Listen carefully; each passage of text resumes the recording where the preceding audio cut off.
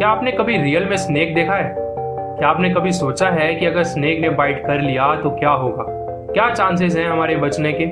और एंटीवेनम काम कैसे करता है?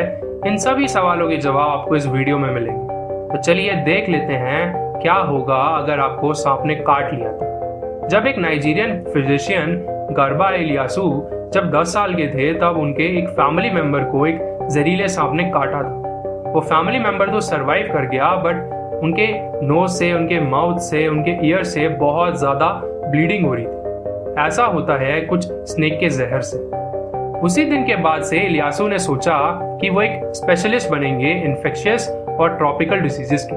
वो बताते हैं जब भी कोई रेनी सीजन होता है तब स्नेक बाइट के केसेस और बढ़ जाते हैं। दिन के 10 से 15 केसेस आते हैं और हॉस्पिटल्स में बस कुछ ही बेड्स होते हैं उनको ट्रीट करने के लिए। अमेरिकन नेशंस में स्नेक बाइट के केसेस इतने ज्यादा नहीं है। इवन ऑस्ट्रेलिया में, जिसे आप डेडली स्नेक्स की वजह से बहुत डेंजरस प्लेस मानते हो, वहां भी साल में इतने केसेस नहीं आते। बट अफ्रीकन नेशंस में हर साल 3 लाख से ज्यादा लोगों को स्नेक बाइट करते हैं, जिनमें से 15,000 लोगों के हैंड्स या लेग्स दोनों डैमेज हो जाते हैं।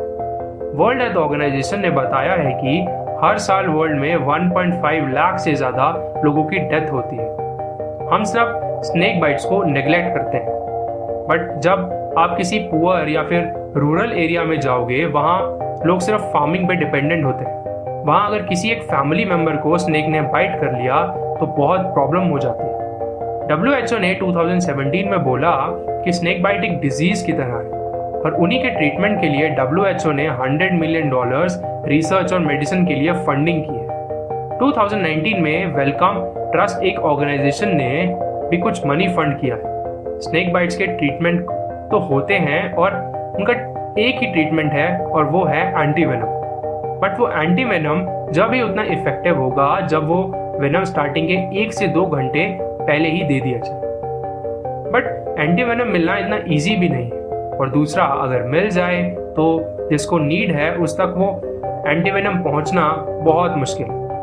अब रिसर्चर्स ये प्रॉब्लम को देखते हुए कुछ इनोवेटिव आइडियाज सोच रहे हैं कि कैसे स्नेक बाइट से बचा जाए। उन्होंने सोचा है कि कुछ मेडिसिन को ऐसे इफेक्टिव बनाया जाए कि उनसे जैसे ही वो पेशेंट ले वो सीधा इफेक्ट करे, एक एंटीवेनम की तरह, और ऐसे मेडिसिन सप्लाई करने में ईजी होंगे और ऐसे मेडिसिन वर्ल्ड के हर कोने तक ले जाए जा सकते हैं और ज़्यादा अमाउंट में भी ले जाए जा सकते हैं। स्नेक बाइट्स में एक कहावत है कि जब आपको स्नेक काट जाए तो टाइम आपके एक सेल की तरह है, जिसके जितना टाइम लगेगा उतना ही सेल डैमेज होगा और मे बी डेथ हो जाए। जैसे ही स्नेक किसी को बाइट करता है वैसे ही वेनम आपके इम्यून सिस्टम को अटैक करता है और आपका इम्यून सिस्टम एंटीबॉडीज बनाता है उसे फाइट करने के लिए। पर जब तक एंटीबॉडीज बनती हैं तब तक बहुत लेट हो चुका होता है और वो वेनम का इफेक्ट किसी की जान ले सकता है। इसीलिए एंटीवेनम 1 से 2 घंटे के बीच में मिलना सही है। जैसे ही कोई स्नेक आपको बाइट करता है वैसे ही वेनम आपकी बॉडी के ब्लड को टारगेट करता है और आपके सॉफ्ट टिश्यूज को टारगेट करता है और उससे और ज़्यादा डैमेज होता है। बट कुछ स्नेक्स ऐसे होते हैं जिनकी बाइट से आपको पैरालाइज भी हो सकता है। उनका वेनम इतना पावरफुल होता है कि आपको ज़्यादा टाइम नहीं मिलता कुछ रिएक्ट करने का। और वो स्नेक्स हैं इंडिया का किंग कोबरा और अफ्रीका का ब्लैक मांबा। उनके वेनम में आपके नर्व सेल्स को टारगेट करने वाले टॉक्सिन्स होते हैं जिनसे आपकी मसल्स की ग्रोथ रुक जाती है। तब तक आपकी लंग्स और हार्ट काम करना बंद कर देते हैं। तो इसीलिए एंटीवेनम्स काम आते हैं।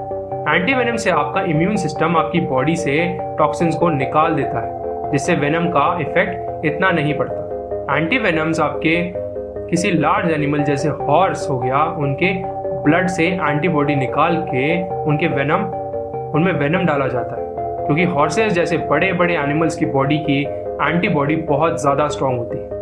तभी वो उस वेनम जो स्नेक से लिया गया है उसको खुद पे इफेक्ट नहीं होने देती। अगर एंटीवेनम्स जल्दी दे दिए जाएं तो इंसान इजीली बच सकता है, बट अगर नहीं दिया गया तो बचना बहुत मुश्किल है। बट आपको सुन के बहुत आसान लग रहा होगा कि अगर स्नेक ने बाइट कर भी लिया तो कोई प्रॉब्लम तो नहीं है, हम एंटीवेनम लगवा लेंगे। बट आप गलत हो। एंटीवेनम की सप्लाई और वर्ल्ड के हर कॉर्नर तक जाना बहुत मुश्किल है। अगर आप किसी सिटी में रहते हो तो इजी है एंटीवेनम मिलना, बट अगर आप किसी विलेज में रहते हो, विलेज एरिया में रहते हो, तो एंटीवेनम मिलना मुश्किल हो जाता है, क्योंकि विलेज एरिया तक एंटीवेनम कम ही पहुंच पाता है, क्योंकि वहाँ हॉस्पिटल या हेल्थ केयर सेंटर्स कम होते हैं और स्नेक बाइट के केसेस बहुत ज़्यादा होते हैं। और दूसरी प्रॉब्लम ये है कि एंटीवेनम को रेफ्रिजरेटर में स्टोर किया जाता है, नहीं तो वो डैमेज हो सकता है, क्योंकि वो ग्लास की छोटी छोटी बॉटल्स में आता है, तो उनको स्टोर करना और ज़्यादा मुश्किल है। और उससे भी बड़ी प्रॉब्लम ये है कि विलेज एरिया में पब्लिक हेल्थ क्लिनिक्स में एंटीवेनम के बाद अगर कोई साइड इफेक्ट हुआ तो उसको हैंडल कैसे करना है, उसके लिए अप्रोप्रिएट ट्रेनिंग नहीं है। तो मैं यही बोलूँगा, अगर आपको कोई स्नेक दिखे तो फालतू में स्नेक से पंगा ना ले, क्योंकि आपको नहीं पता कि उस स्नेक में कितना वेनम है,